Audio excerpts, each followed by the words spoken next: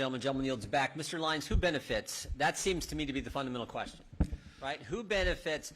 We talked earlier on January 20th, 2021, first day, President Biden says no more wall, no more remain in Mexico, no more detain and deport.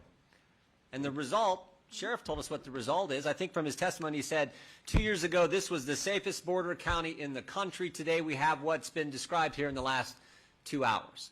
Yes, so sir. it sort of raises the fundamental, who benefits from this border that's no longer a border, from this open border chaos on our southern border? Who benefits from that? Does our health care system benefit, No, Mr. sir. Lyons? No, directly benefiting the cartels. Does our law enforcement benefit, Sheriff Wilmot? No, sir. How about first responders, Supervisor? Does first responders, does that benefit? How about the taxpayers? How about the growers and ranchers and farmers that we heard from earlier? Do they benefit from this chaotic policy that was put in place on day one? How about the legal residents? How about the citizens? Do they benefit? No. That's the takeaway here. That's that. How about now? Who does benefit though? Do the cartels benefit, Supervisor Lyons? Yes, sir. 100%. Do the drug dealers benefit? 100%. Yeah. And the scary thing is, the sad thing is too, the people, many times the people who are being trafficked across, they don't really benefit either. The things that happen to women, things that happen to kids, we've talked about that. So this is the crazy thing. And this brings us back to what my colleague and friend from Florida said early in today's hearing.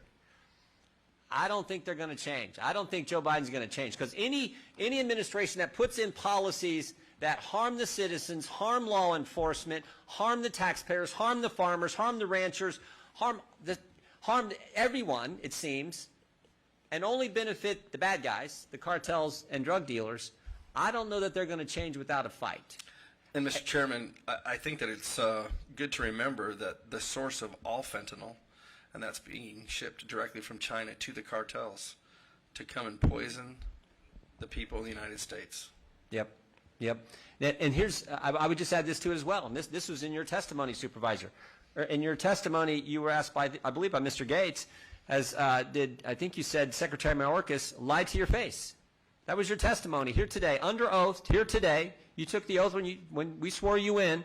You said, so if you have an administration that you pay for, your tax dollars, pays for the federal government, they come here, they promise to work with local government, work with the local community to better the situation, and then don't deliver on their promise, the only way we're going to fix this is a fight. And the way our system works, is when you have split government, you have to do it on the appropriations bills. We are going to have to attach on the appropriation bills, say, look, if you don't start enforcing the law, as Mr. McClintock pointed out, if you don't start enforcing the law, we're not going to fund certain things. I mean, not our law enforcement, not Border Patrol, we need that, but other things, we're going to have to do that if we're going to remedy this situation. Yes, sir. That's how bad it is. That's how serious it is. And we came here today to just underscore and hear from people who've been living it now for 2 long years, to hear from you all, so we can go back and tell our colleagues, look, we're going to have to fight. We're going to have to fight for the good people of Yuma County, the good law enforcement folks in Arizona, people providing health care, the mayor of this great town, and, as our other members have pointed out, folks all over the country, because every country is now impacted by 5 million illegal migrants coming into our country in the past 2 years. And that's what we pledged to do. So I want to thank you all for being here today. We're going to close with the gentleman who represents this fine community for 5 minutes, who's been a good friend of mine in Congress for a number of years, does an outstanding job of serving the folks of his great district here in Arizona. Mr. Gosar is recognized for 5 minutes. Thank you, Mr. Chairman.